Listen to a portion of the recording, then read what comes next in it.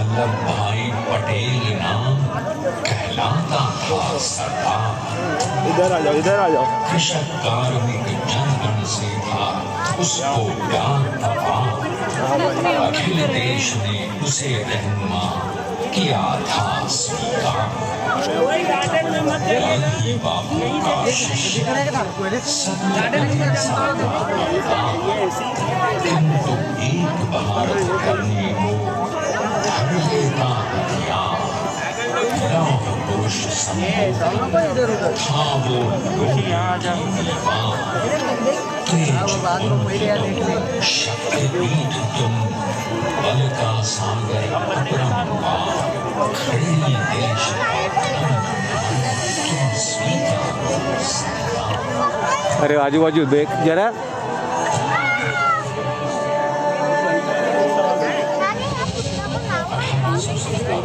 अंग्रेजों को ललकारने वाले पहले स्वतंत्रता संग्राम के एक सक्रिय सिपाही थे जरे भाई पटेल। करमसद गांव के इस बहादुर देशभक्त किसान और उनके भाई के 5 बेटों और नाम उबे रहा भाई जरा। चौथे पुत्र थे वल्लभ भाई। बालक वल्लभ ने करमसद के बाद नडियाद से अपनी हाई स्कूल की शिक्षा पूरी की। फिर 13 साल की उम्र में उनकी शादी भी हो।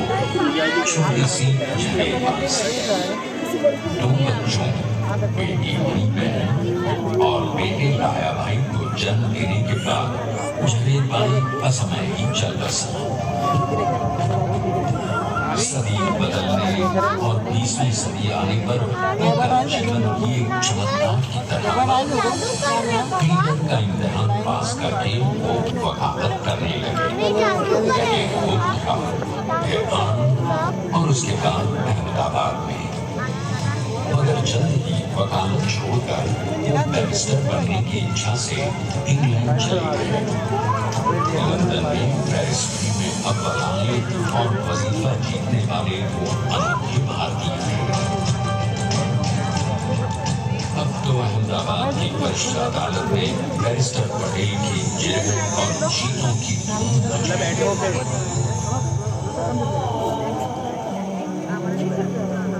तभी एक युग पुरुष ने वल्लभ भाई के जीवन की धारा ही बदल दी। दक्षिण अफ्रीका में सत्याग्रह के अहिंसक अस्त्र से गोरे शासकों को सबक सिखाकर भारत वापस आए बैरिस्टर मोहनदास करमचंद गांधी से मिलकर वल्लभ भाई ने अपने कुछ वर्षों से सीखे विदेशी व्यवहार और संस्कार हमेशा के लिए त्याग दिए और अब वो अपने खेड़ा के किसानों को हक दिलाने के लिए बापू के साथ आंदोलन में कूद पड़े। अब उनके पैरों में जूते नहीं, गांव की धूल थी। हृदय में भारत की शस्य शानला धरती। मन में थे गांधी और मस्तिष्क में एक नए स्वतंत्र भारत का सपना।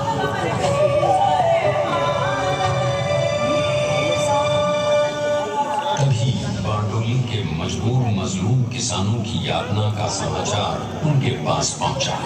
तुरंत वल्लभ भाई वहां पहुंचे और यूं शुरू हुआ भारत का सबसे बड़ा और सफल किसान आंदोलन बारडोली। वल्लभ भाई ने बारडोली के 87,000 किसानों को ऐसा अटल अडिग अचल मनोबल दिया कि अंग्रेजी सरकार हिल गई। एक बरस के बाद उनका लगान माफ कर दिया गया। तो पूरे देश में लोग वल्लभ भाई के नाम की कसमें खाने लगे। स्वयं महात्मा गांधी ने कहा, अब वल्लभ भाई मेरे शिष्य या साथी नहीं, सारे देश के सरदार हैं। और देश को मिल गया एक अनोखा असरदार सरदार।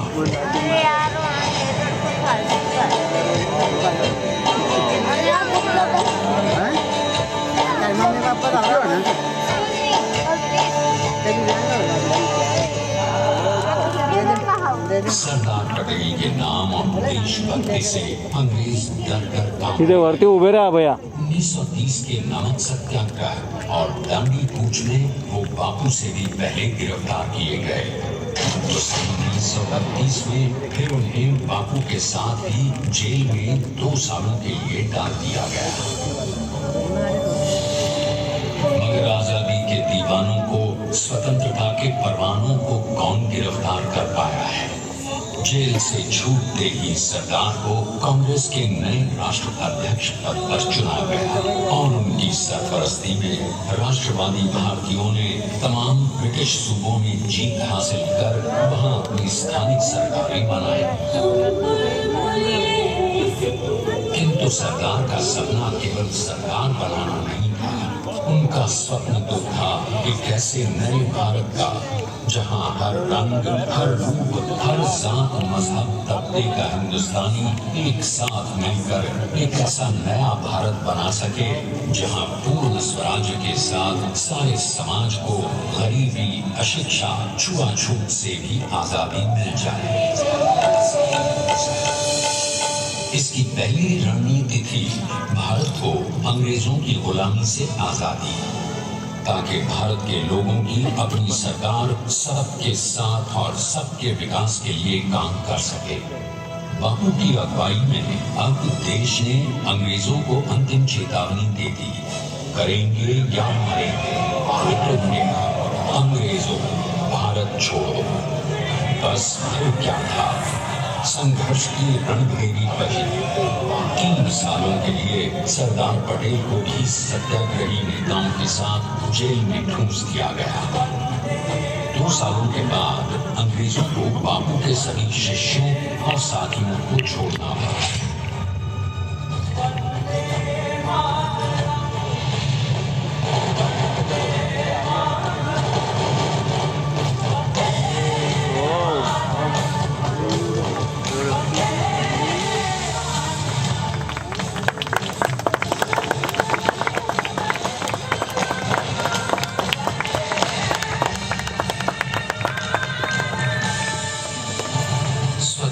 के स्वप्न के सच होने के साथ अब सरकार पर कई एक नई जिम्मेदारियां थी। आने वाली आजादी की तैयारी और एक नए भारत के लिए नए लोकतांत्रिक संविधान की संरचना। जैसा उनके साथी ने खुद कहा था, सरकार ने ही 6 हथौड़ी लेकर एक नए भारत को उकेरा।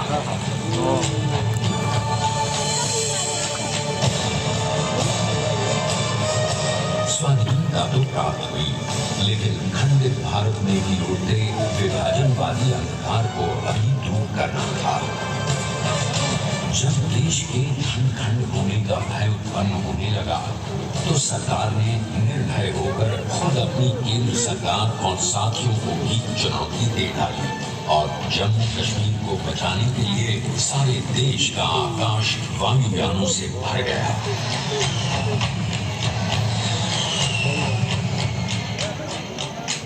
और फिर हैदराबाद और जूनागढ़ के भारत में विलयीकरण को पाकिस्तान से चुनौती दी। सरकार चाहते थे कि देश की 1 इंच धरती अब और विभाजित नहीं होनी चाहिए।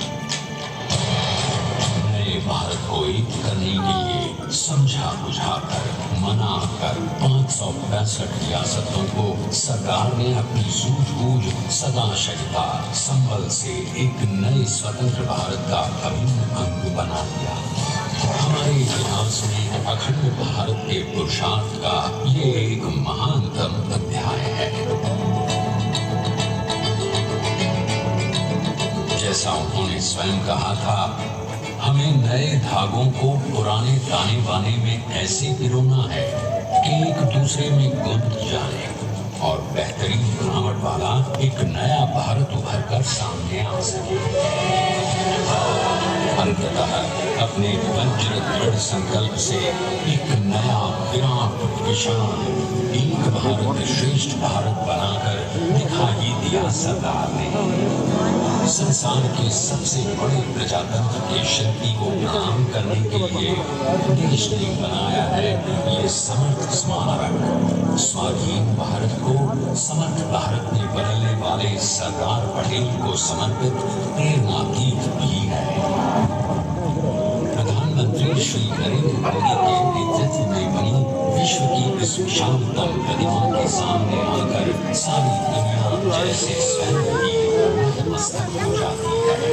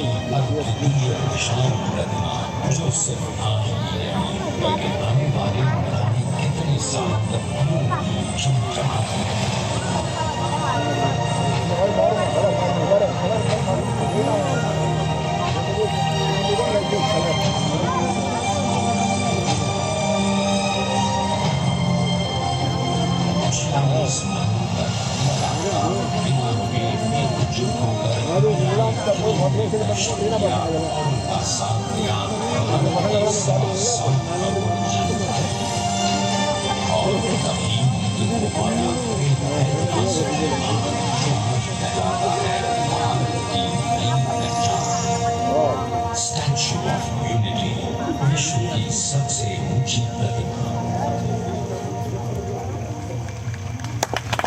सरकार ने अपनी गंभीरता, शालीनता और दूरदर्शिता से भारत को संगठित करने के असंभव कार्य को संभव कर दिखाया।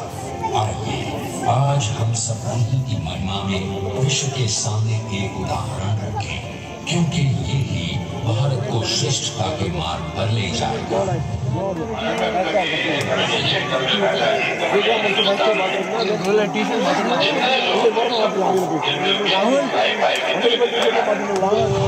स्टैच्यू ऑफ यूनिटी एकता की प्रतिमा और श्रेष्ठता का प्रतिबिंब है। एक पहल है इस अखंड भारत को श्रेष्ठ भारत बनाने के सपने को पूरा करने के लिए। एक पुकार है हम सबको एकजुट होने के लिए। एक आंदोलन है भारत को सबसे आगे ले जाने के लिए, श्रेष्ठ बनाने के लिए। आपके योगदान और विश्वास से ही बनेगा एक भारत श्रेष्ठ भारत।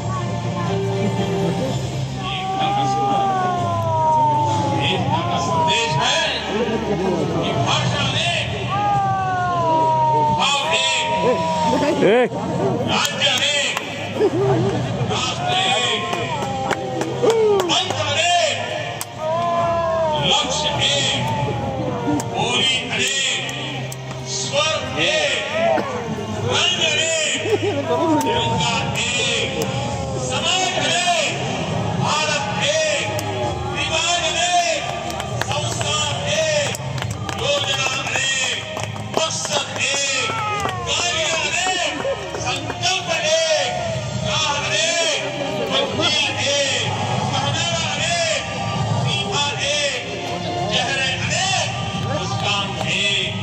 ये एकता का संदेश लेकर के हम चले। भाइयों बहनों, ये भारत की विशेषता है, विविधता में एकता। यही भारत की विशेषता